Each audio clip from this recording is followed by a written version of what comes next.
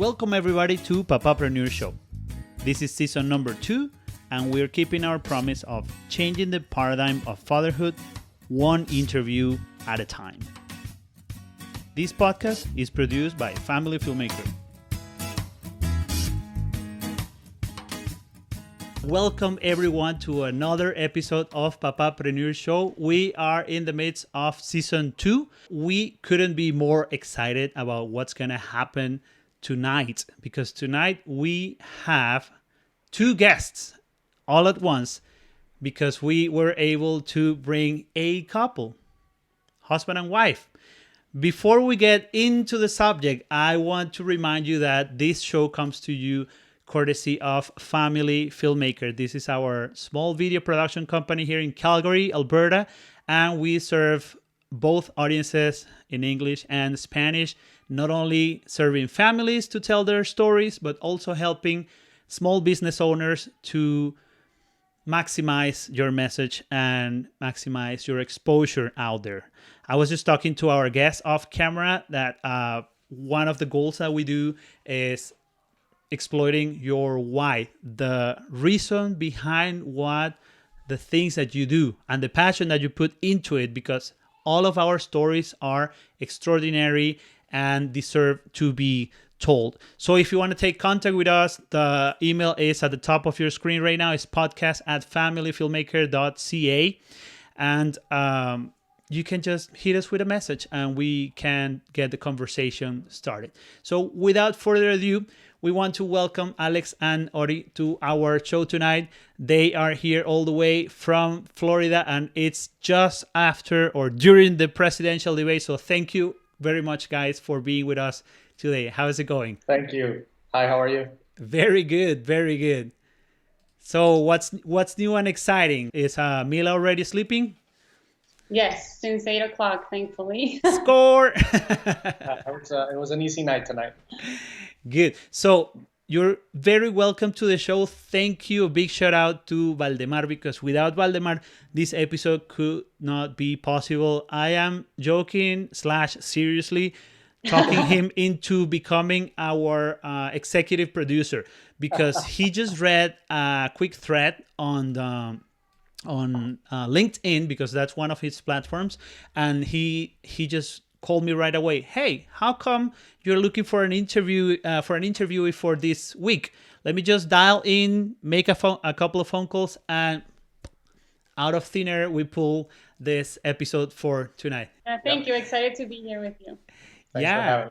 So as you might be watching on your screen, if you're not listening to the podcast, you might be seeing on the screen comments that we are popping for live audience on the first broadcasting of this episode. You can also catch a replay via Google Podcasts, Apple Podcasts, Spotify, Anchor FM, you name it, we got it. And this is one of the reasons we're trying to make it easier for you. We're trying to bring episodes in all of the social media platforms so you can enjoy our weekly episodes. And we have to remind you that PAPAPRENEUR SHOW's goal is changing the paradigm of fatherhood one interview at a time. So with that said, who wants to start with a little warm-up on where do you guys come from, in the sense of what brought you to Miami a number of years ago? What are you guys been up to lately and whatnot? Go ahead. I'm going to start? Sure. All right. So my name is Ori. We are both from Venezuela. We moved to the U.S. about 19 years ago, so it's been quite a long time. We've been all over the U.S. I lived in New Jersey, New York State, Chicago, Ohio, and now Miami. Always wanted to get here, so we made that one happen. Right on. What else? Well, my background is in communications. I went to school for that, made a career in graphic design, and worked in that field for quite a long time. Did some freelancing, worked in agencies, and then eventually now I'm into photography business, and that's what I'm focusing on right now. Oh, we had a little bit of a glitch here right at the end of your comment. You were saying that you had a degree in photography. Is that what you said? No, I started to get into photography when Mina was born, so about 3 years ago, just because of having her, wanting to photograph her. My mom's a photographer, so I've always had that around me, plus the graphic design aspect and communications aspect, obviously, has to do with that. So I started to get into it, and I wanted to, get better at it. I didn't just want to take pictures with my phone. I wanted to take better pictures, and I took a couple of courses and, kind of like made my way into the field. And recently, this year, I opened the business and said I want to go for it. I want to turn this passion into my career, and I started the business, and it's going well. Right on. How about you, Alex? So about the same story. I came here about 18 years ago and lived all over Wisconsin, Illinois, Chicago, Ohio, and then Florida. We met while we were at school, different schools. She was in upstate New York. I was in Chicago. And then I took a job in Ohio, and Ori came along and followed, and we lived there for a couple of years and spent 11 years in typical corporate America doing international sales for a blue collar company out of Cleveland, Ohio, and that was quite the experience, and it's what actually helped me build what all the connections that I have today, which is what really actually got me started into opening up my first business back in 2016 when Mila was born, and become an entrepreneur. I actually had to do it that way too because of the whole immigration and visa situation, so I couldn't do it before. Yeah. And then that same job actually took us down here to Florida, and we've been here since 2011. 11, yeah. So we've been here 9 years already, and now I have UBG Oil Ventures. I've done it for 4 years. I own the company. It has 4 full-time employees. It's a great business it has exploded since it started and continues to grow, and also involved in 3 other different ventures as well. So just trying to not spread myself too thin right now. So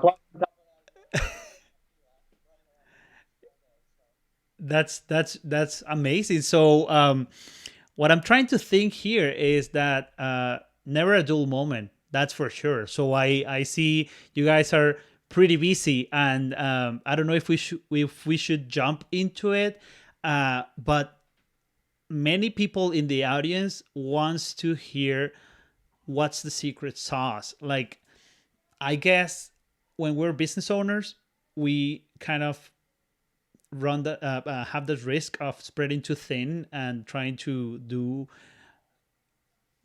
more things that we can actually do. So what have you encountered in the way of building your business, and what can you share with us? My personal opinion is that there's no secret sauce. There's just you don't have all the answers. I think it's a matter of it's like marriage. It's like being a parent. It's like being a son. It's like everything.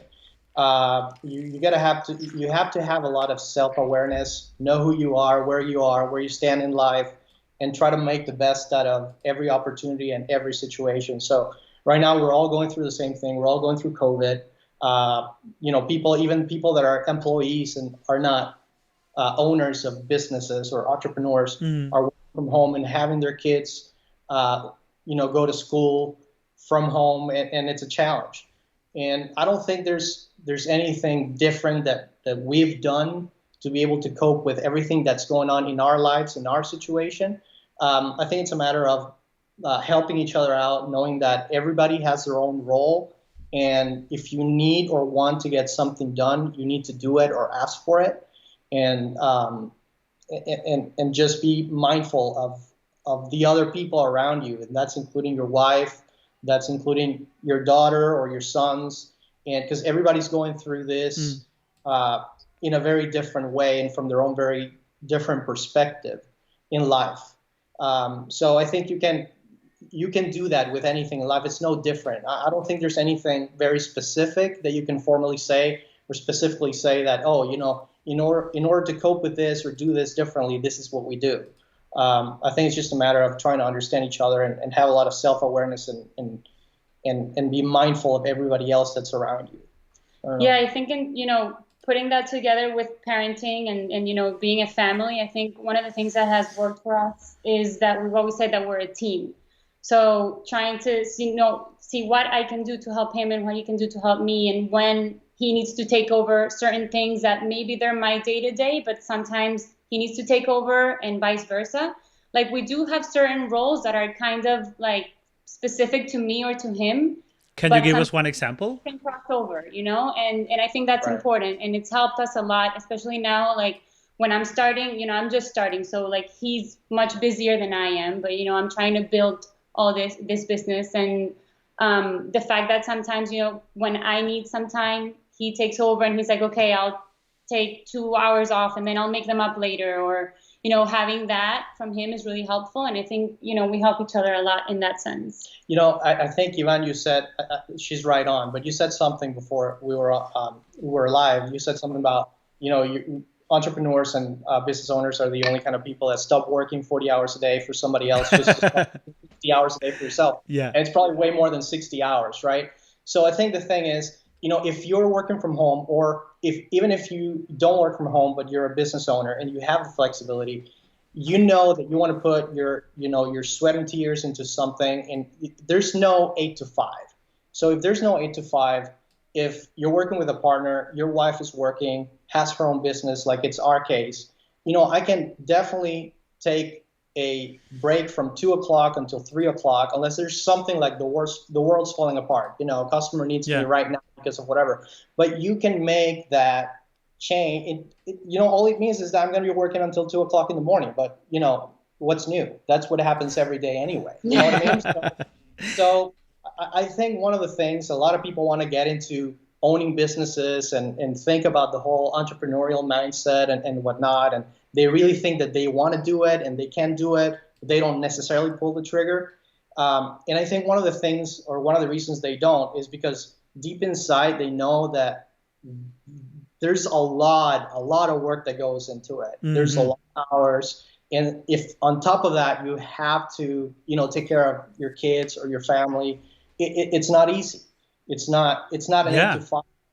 And so I think when you're in this, and like we both are, we're in this together as a family, but also we're in it for the businesses to be able to grow them and make sure they're successful and profitable and so on and so forth, that you balance very well your roles, who you are as a parent, who you are as a business owner, and where to focus your attention and where to go and what to do at what given time. And I think that's worked really well for us, because it's the same thing.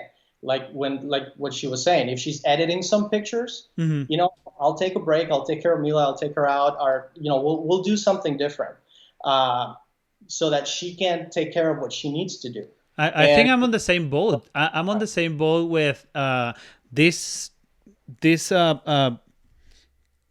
kind of complication of being both parents at the same time, having their own businesses. Takes a lot of coordination. And speaking of which, it's probably more like a matter of timing things, or being able to see things in time, not all the time on the present, because Ori was just mentioning a moment ago, if one of the two businesses needs a little bit more time to kick off, we know that both our energies needs to be readdressed somehow in order to make it work. So if I am the husband and the wife needs some support on XYZ item, I will do what's possible, and sometimes what's not even too possible. I was just talking to Tenchi this morning about launching a separate podcast with other topics that are more aligned towards her business.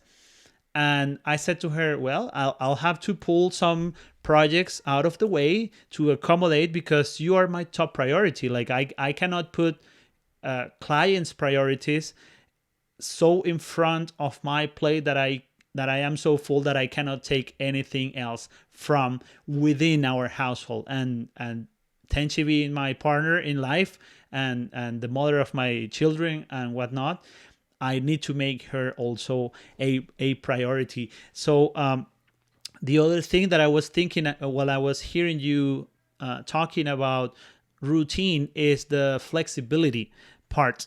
Because when you say, well, if I need to take a break in order to do this and this and that household chore, that means that in my mind, I am going to still going overnight to complete whatever task, and that's not tied to a schedule.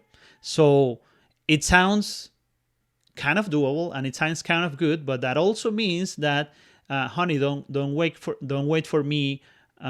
Like you can go to bed without me because I'm gonna be working here, right? So have you had that sometime?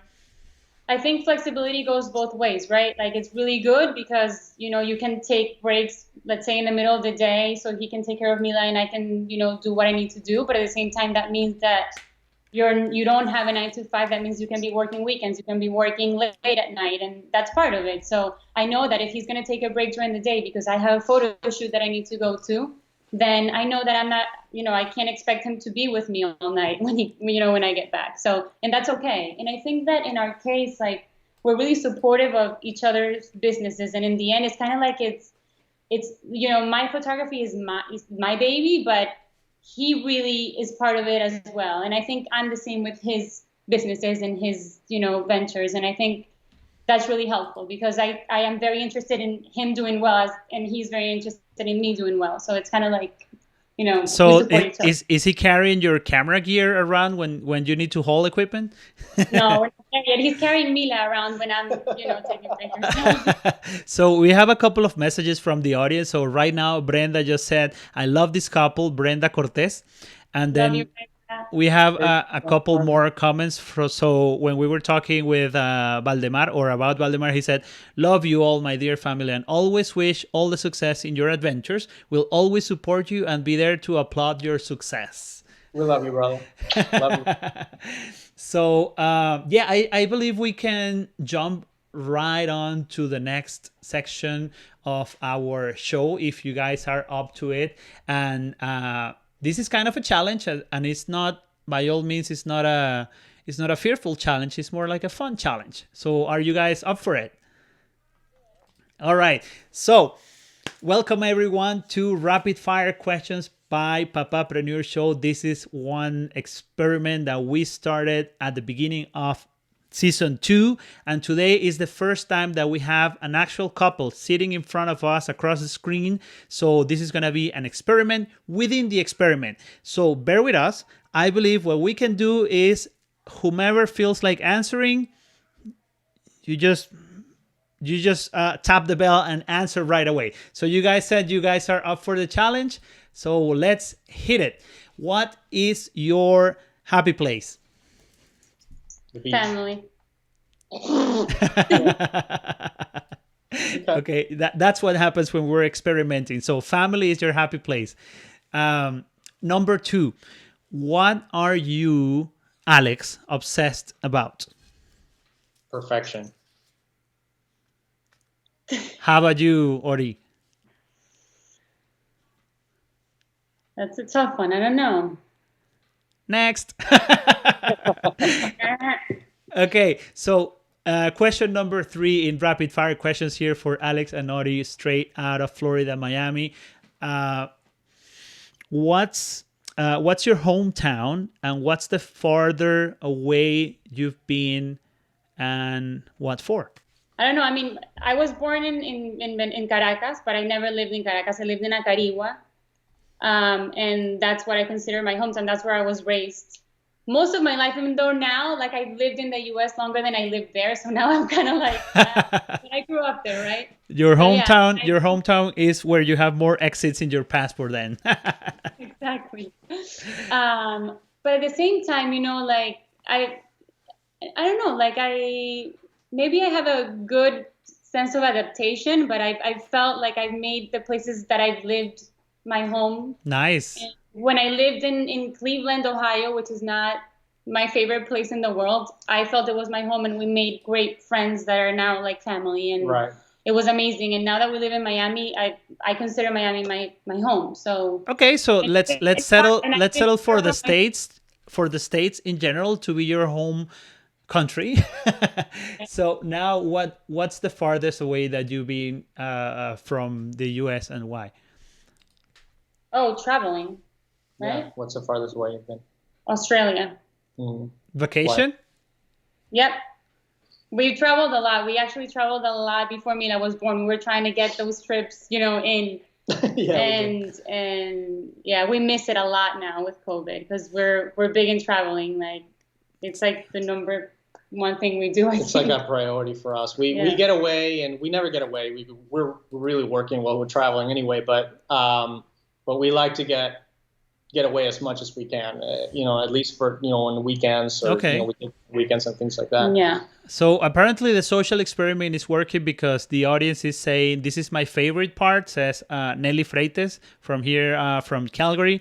And Lina, which happens to be my mom and fan number 1 of the show, says, yes, mine too. So next question is actually a fun question.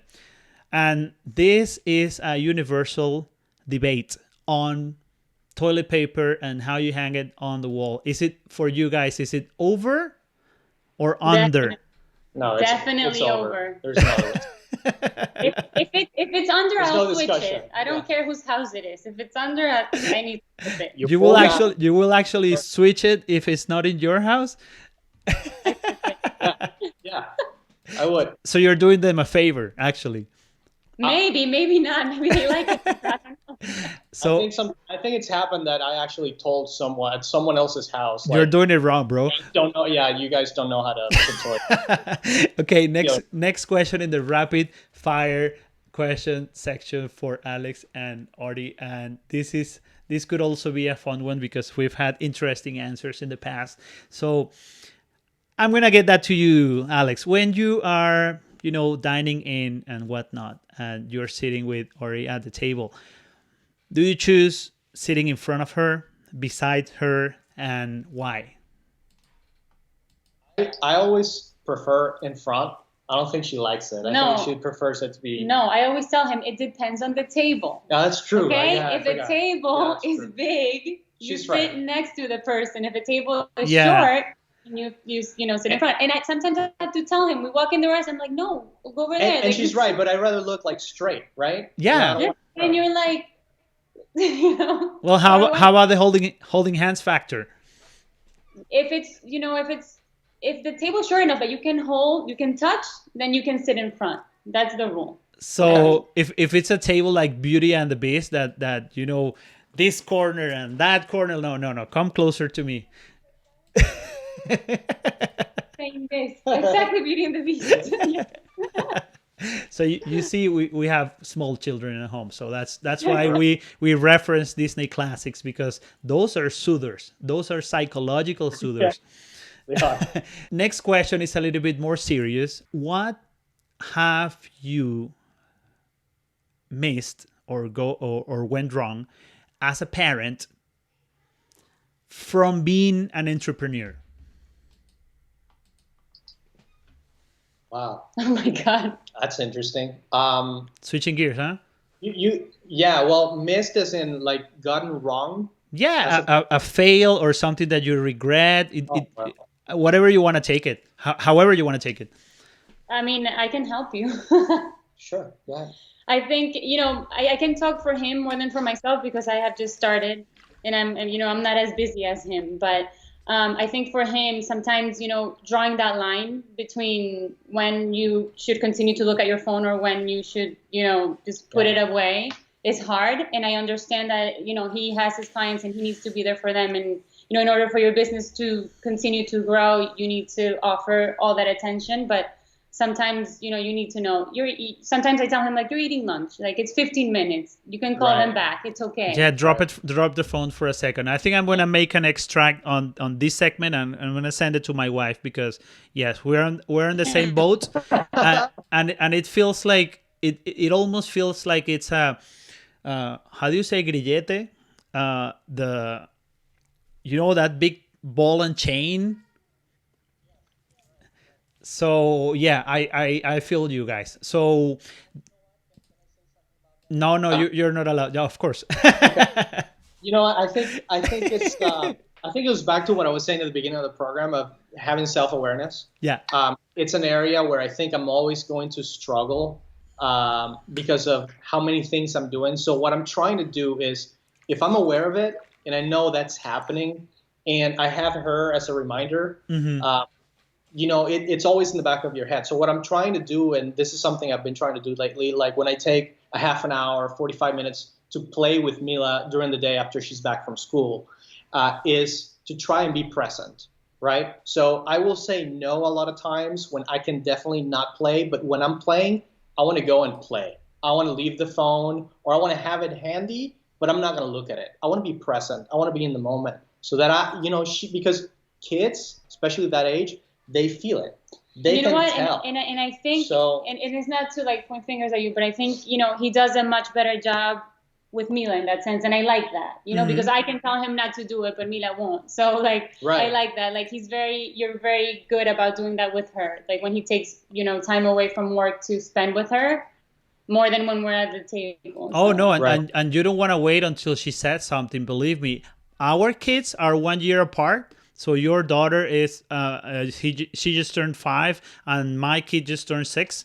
So if it's not with words, it's going to be with actions. Trust me on that one. So the reverse of the same question, because I asked to Alex in the first place, I'm going to ask to Ori right now. So the flip of the coin on that question is, because of being a mom or because of parenting, what has gone wrong, and what are you regretting from the business owner perspective? You know what I mean? Well, so this is how my day goes, right? So Mila wakes up, he usually takes her to school, and I have from about 8:30 to 3 o'clock to focus on me, on my work, and on the things I do at home, which, I cook, I do all the chores or whatever. He does help me a lot, but, that's kind of like one of the things that I was talking before, that it's kind of like my role, but sometimes, he chimes in. But that's the time that I have to take care of that. And sometimes, I feel like I need to really focus on getting things done and not wander around, because 3 o'clock comes like that. And then I get home with her and I want to be able to be with her and play with her and, do activities with her. And I don't want to focus on things that I didn't do on that time that it was actually for me, where she wasn't. So it's kind of like that, like being organized and trying to like really take advantage of the time that I have when she's away, so that when she's here, I can really just focus on her. And, right now it hasn't been that hard because I am not as packed with things, but sometimes it happens. Sometimes she comes home and 2 hours later I have to go because I have a photo shoot or something like that. And, I don't see her much that day. So your regret as a business owner would be crunch time because of your role as a mother and, household manager and whatnot? Is that what you're saying? Not much of a regret, but more of, something that I really need to be mindful of, really, so that I use my time wisely, so that when she's around, I really don't take time away from her. So I guess. Okay. I don't know if that answers the question. Well, I'm gonna go back to the format of the rapid fire questions, because I think the social experiment within the social experiment, we went on a tangent, because these are supposed to be like, but it's worth it, because one of the things that I was telling you guys about when we were off air is that many people believe that they are the only ones struggling with A, B, or C subjects. So when we open a space for, fun conversation, and then a little bit more of a deep conversation, and we feel safe enough to give our opinions, we are actually helping other people that are not necessarily on the same level of troubles. You know what I'm saying? So if you figure something out and it's working for you, I'm not saying that it's going to be a one-size-fits-all solution, but some people watching the show might be thinking, oh, I haven't thought about that, right? So coming back to the rapid fire questions for Alex and Nori, straight from Florida, the next one is a little bit to reflect upon, and this gives closure to the section. Whomever whomever wants to start responding first. How do you want to be remembered when you're no longer here? Wow. To me, I think the main thing is to be remembered, to do something good, do something interesting and different and good for others. I think that's the main thing. And I guess you can be remembered in many different ways, for bad things and for good things. So I'm going to rephrase that: remembered for having done things to help others as much as possible. Mm-hmm. How about you, Oriana? I think I agree with you a lot on that. But I also, like, in terms of family, like having left something valuable to my daughter and possible others, daughters or sons, where they can remember me for that, where they can carry that with them in their lives. Legacy. What will be valuable for you in that sense? I'm not talking monetary. I'm talking Of course. What's valuable for you in a deeper sense, in a legacy sense? You're making it hard for me. Mm-hmm. I don't know, like values, morals, things that I can teach her that she can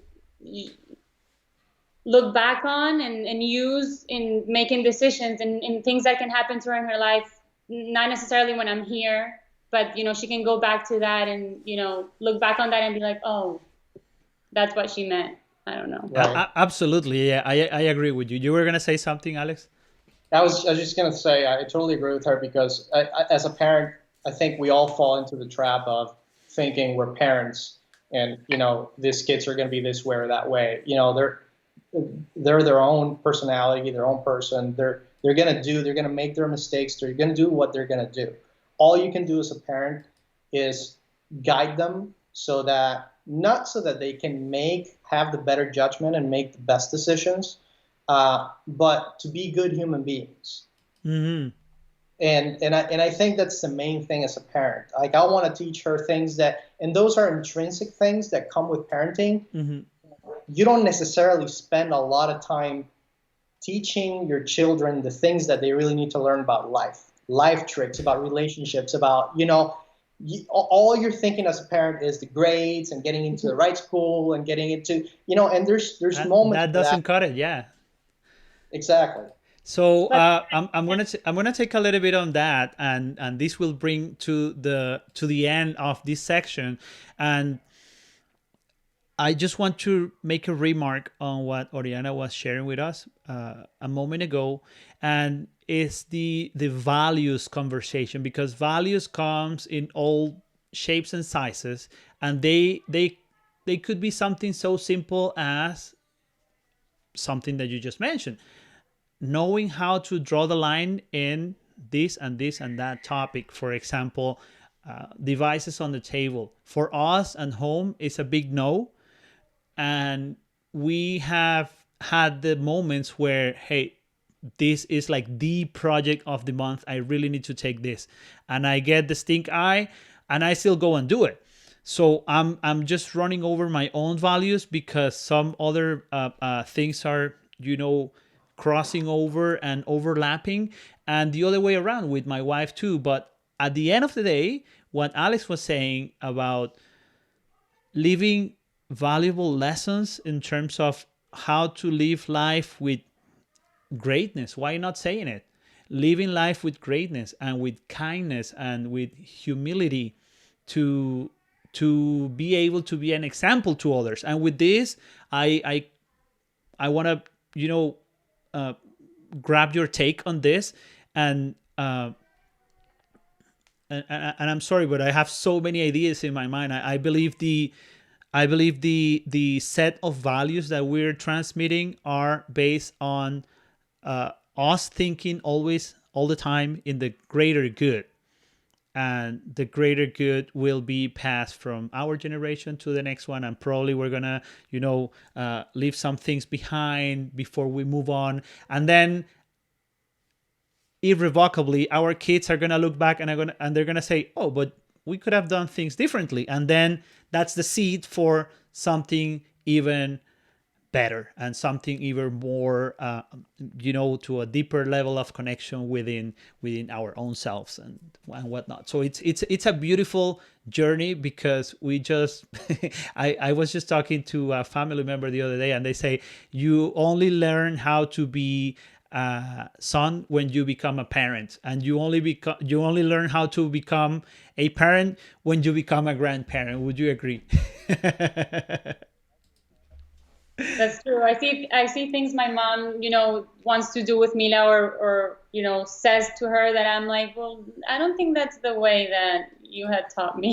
Like you change also, within yourself, and I think that's the good thing about it. Like I'm sure that what I'm gonna do with Mila, even though it's gonna be the best that I think I can do, there's gonna be mistakes, and there's gonna be things that maybe when she's a parent, she's gonna be like, oh, that thing that my mom used to do, no, I'm not gonna do it that way, and that's okay. Yeah.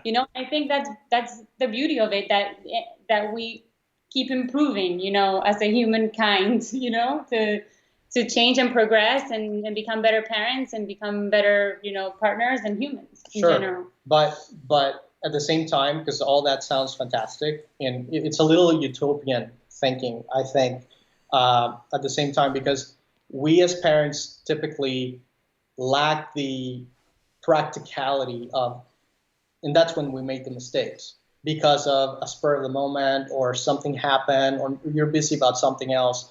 And so, all that good thinking that you want to transmit to your kids, the good deeds and how to be a good human and think about, empathy and humility and about the others, has to be translated into practicality. And you have to set it the example. Yeah. Obviously. Actual examples. So I'll just give you a quick example. And this is something that's been priority number one, paramount for us with Mila. Since she started walking and understanding what, the words and what we were saying and all that, is that, we've seen a lot that, in order to have your kid stop crying, stop complaining, or whatever, to just say something just to get them out of that moment. And then you don't follow through.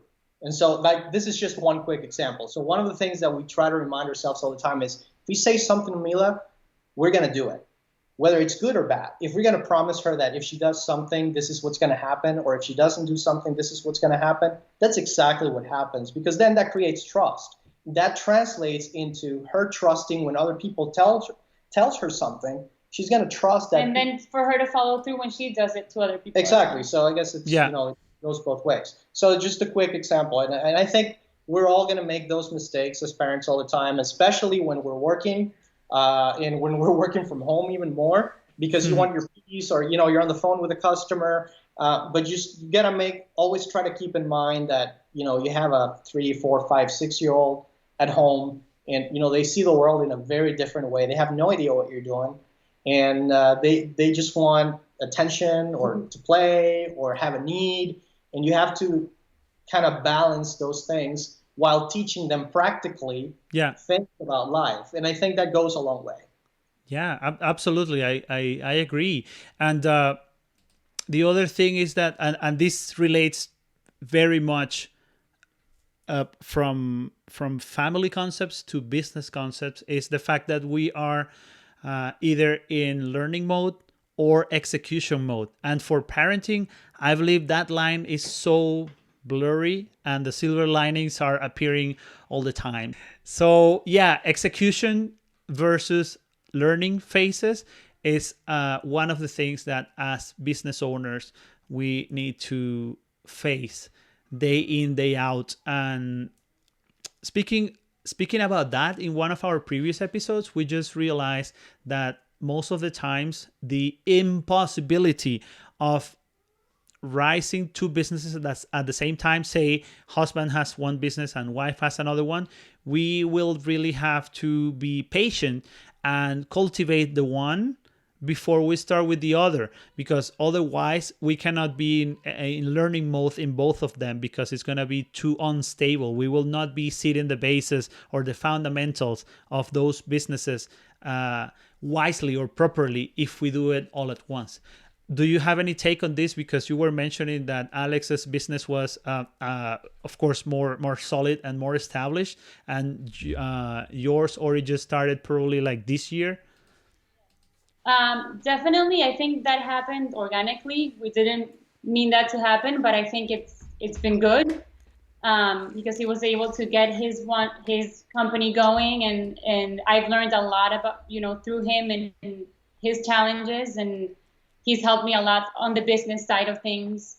And I've helped him on the, design communications type aspect, which is, my field. And I think when I wasn't doing my photography, I was more involved with his, and I was helping on things that I could. And right now it's the opposite, like he has his kind of, going, and now he's kind of pitching in ideas to mine to try to get that to where we want it to go. So, we didn't plan on it, but it did happen like that. He did start before, and it's worked. But to your point, I don't think I agree with that. Execution versus learning? No, the point that you have to one company, like nurture one of the businesses and be patient in order for the other. I think it may be like that with some types of businesses and some way of fashion, but I think two parents can have businesses that are growing and striving and going at full force, full speed at the same time. I think the challenges are different. Mm-hmm. I think, like for example, if she'd been in, like 4 or 5 years into her business already, and she was doing shoots every day, it would be a different life for us. So, like she said, we didn't plan this to happen the way it did, but this is what we have. So we're working on what we have. Okay. But if we had two businesses going or more going at the same time, full speed, I think we'd manage anyway. It's just a matter of, again, going back to my self-awareness issue. Yeah, but I think to his point, depending on your situation, and sometimes if you're putting, my business, if you weren't working on yours, we wouldn't be able to live with that, right? Right. So if you're starting two businesses at the same time, where you're trying to see where they go, you need an income, right? Sure. So in that sense, we have yours going, I can focus on starting mine. I'm not worried about that part. Yeah, absolutely. So I guess it varies. Strategically speaking is one thing, and then financially speaking is another thing. But yes, it just depends on the nature of the businesses, as Alex is saying. And I do relate to what Ori is mentioning, because that's what's happening in our household right now. So I've been, kicking the streets for I don't know, probably since the year Nicholas was born, with this idea of family filmmaker, and growing it into a business. And shortly after, Tenchi had a short entrepreneurship that dropped, and then she started another one, and then this second one hasn't flourished completely because it's on the building phase, right? So if we were to compare both situations, it's like we couldn't sustain the income for business number two. Income from business number two couldn't sustain the household if we didn't mix both things up and make them grow together. So to back to the point of strengths and things that we want to consider is being good at certain things and being willing to give your best and double and triple the efforts in order to support your spouse, to help her or help him, depending on the things that you're good at, so you can move forward together as a family, right? Absolutely. Right on. So challenges for you guys in the near horizon, because we've talked a little bit about your past, your present time, like your current affairs. Why don't we look into the horizon very briefly, the next 3 to 6 months, what's in the horizon business-wise, what's in the horizon family-wise, and what are the challenges that you see that you need to overcome? Yeah, I mean, in my case, Humble and Kind is it's going pretty well, and it's growing faster than I expected, and I'm really happy about that. And I do see that if it keeps going this way and it keeps growing the way I want it to grow, the challenge might be then how am I going to do with Mila? Because right now, she can come home and I'm fine. I have time for her. But then let me just interrupt you for a second, because we should have done this at the beginning of the show, and for one reason or another, I was just too excited to have two guests at the same time. Tell us in 30 seconds or less about your business, about Humble and Kind, so people can just tune in into the idea of what you're doing. Of course. So Humble and Kind is my photography business. I focus on, photographing families, children, newborns, maternity, from maternity to childhood and families. I do other things. I do branding shoots and I do other things, but my main niche, so to call it, is that it's families and children. So that's what I do. I'm based here in Miami, and yeah, it's been fun. I love it. I love kids, and it's a fun time for me to hang out with them and create these memories. Would you say competition is an issue, being a super populated area? There is a lot of competition, but I think there's plenty of demand as well. I think that in this field, or what I've seen so far, is it starts with your circle. And I think I'm at a point in my life where my age, my friends and the people around me, and their connections are all in the same boat. Like we have kids, or we're having a second kid, or so it kind of starts like that. It's a friend wants to shoot, and then their friend sees the picture on social media and then want to shoot, and and it starts expanding. And the good thing about photography is that you post the product, you can see. It's not something that it's like, oh yeah, I offer this, but okay, how do I know if it's good enough? Well, you see it. Yeah. And if you like it, then chances are your pictures are gonna look similar to that, right? So it's kind of a good thing, because it's kind of like it goes like that. You show what you do, and then people like it, and they want you to do it for them, and just the ball keeps rolling. So maybe the volume of work could be a challenge. Yeah, I think so, and I hope so. I hope that becomes a challenge. That's a good problem to have. So before I go into a quick comment on that. Oh, where's the comment? Wait a second.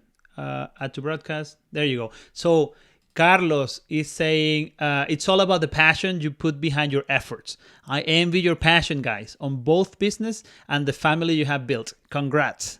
And then Lena says, and this is the way life goes. Parenthood is an endless learning. So that comment belongs to previous section, but I didn't have the chance to bring it on the screen. And back to what we were just commenting. Many startup businesses, when we are solopreneurs, most of the times lack the ability to expand.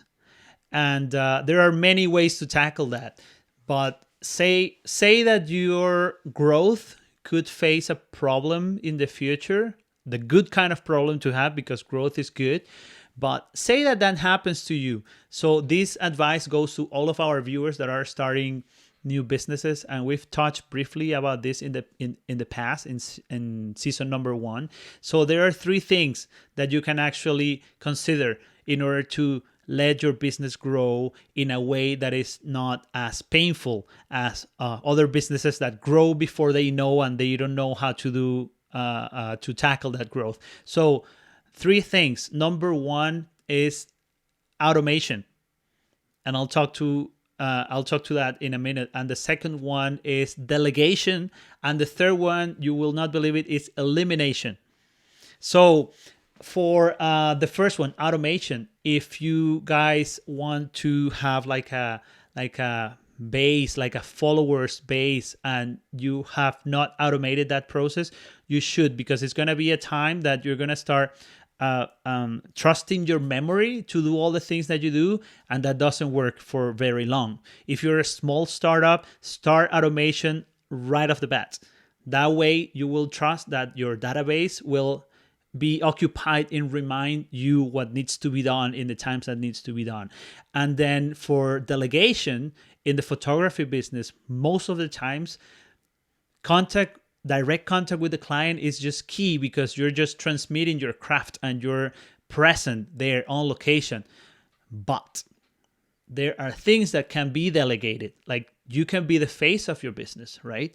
And perhaps you can let bookkeeping to somebody else or invoicing to somebody else. Maybe you can hire a virtual assistant, right? There are so many ideas on delegation part, but we are going to go straight to elimination for the sake of time, because we want to start wrapping up.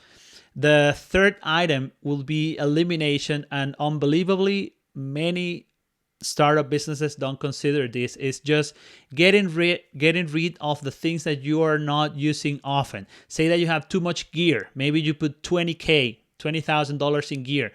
Can you just get rid of the things you're not using? Also, think about that in your portfolio of clients. You just mentioned that, yes, I do families primarily, and I do other stuff. And you delegate the other stuff. Can you eliminate those clients and just focus on the main niche? So those are things not only for Oriana to consider, but for all of us that are startups and are starting in business, and we can be overwhelmed by how many things to tackle. Does any of those ideas resonate with you, Oriana, for your photography business? Yeah, I think they all make a lot of sense. And it's true. I think, those are things that I'm going to have to see as the business grows. But it's how you say, it's good to keep them in mind and be prepared to make those changes when the time comes. So yes, for sure. Terrific. So Alex, I feel like you're thinking about something. You want to share? You want to share that thought? A penny for your thoughts, as they say. I don't know. Well, yeah, sure. I'll throw it out. One of the things that, where you're talking about all that, I'm just thinking about entrepreneurs and people starting out, and I was just thinking about when I started out with UBG Oil Ventures, and why I started it and how it actually started growing organically. But I was doing a full-time job while I started the business. Wow. Same time. So I think one of the main things that there's two major things that I think happen with entrepreneurs or people that are starting a business. The first one is a lot of people have ideas.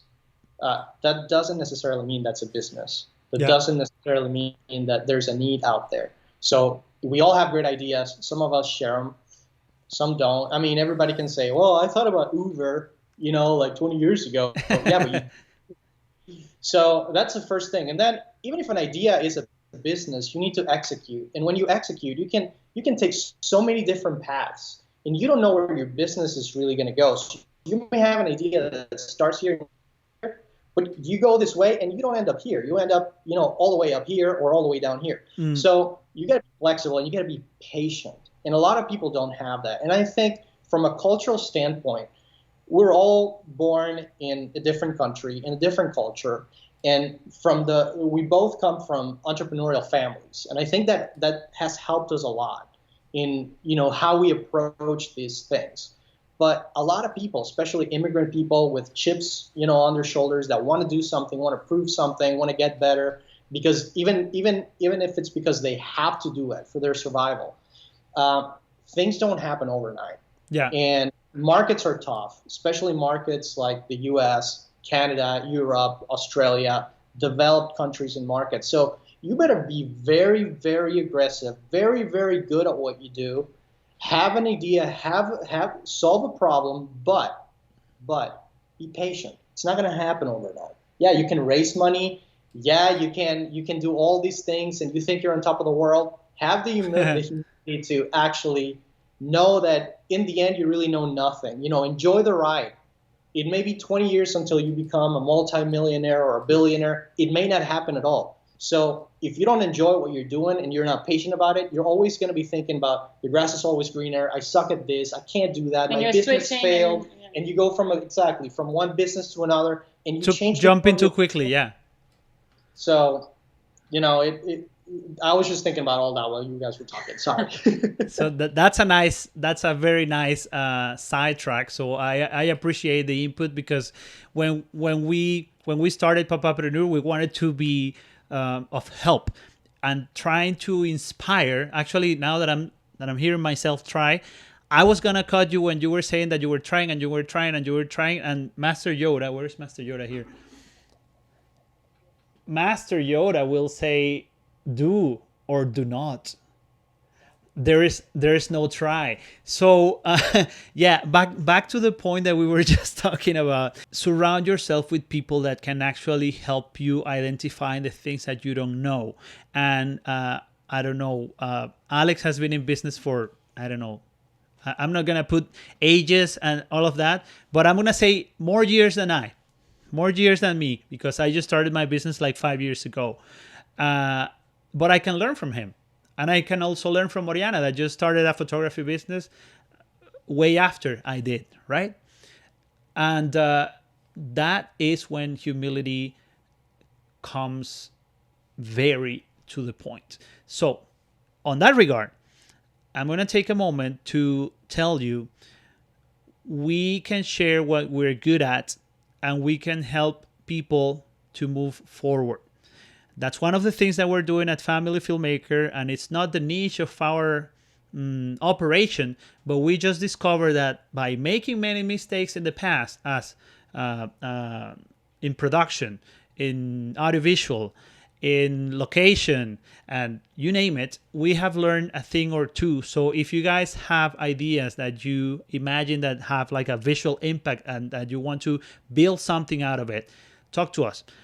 Write us an email, podcast@familyfilmmaker, or just leave a comment here in the comments below, and we can be there for you just to start a conversation. That doesn't mean necessarily that we're going to end up working together, but we can share, over coffee. We can chat on Skype or WhatsApp or whatever video platform that you like, and we can hear your ideas, and we can help you move forward. Because if we all do what we are good at, and we can help other people on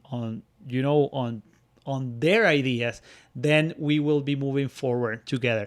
Oriana mentioned something about mankind, and I really believe that we need to move forward together.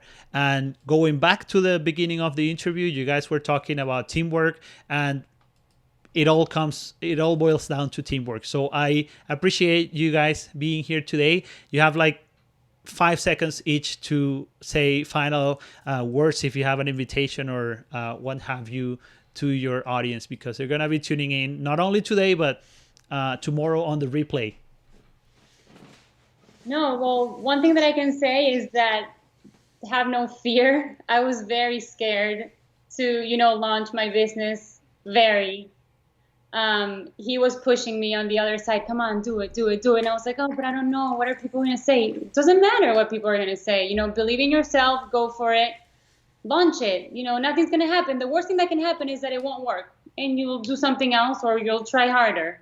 So that's my advice for people that are, starting something or want to start a business or a project. There's no better advice. I agree with her 100%. And I was pushing her. I was telling her, just do Nike. Just do it. Do it.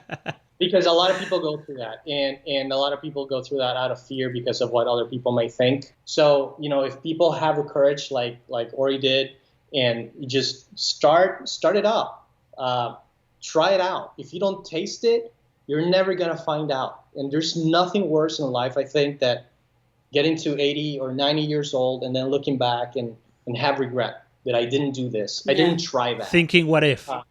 Yeah, exactly. All the what ifs. It's just a horrible. It's a horrible. Well, guys, thanks a lot for spending a whole hour with us tonight. I believe we are leaving you with some, powerful nuggets of information. Reach out. Send us an email. Keep engaging, because this way we will know this is working somehow, and we can continue to produce more episodes every week. Papapreneur Show has been continuing with the promise of changing the paradigm of fatherhood, one interview at a time. And we are going to see you guys next week, Thursday at 8 Mountain Time. This show was brought to you by Family Filmmaker. We produce content both in English and Spanish, and you can count on us to tell your story. Until next week, see you.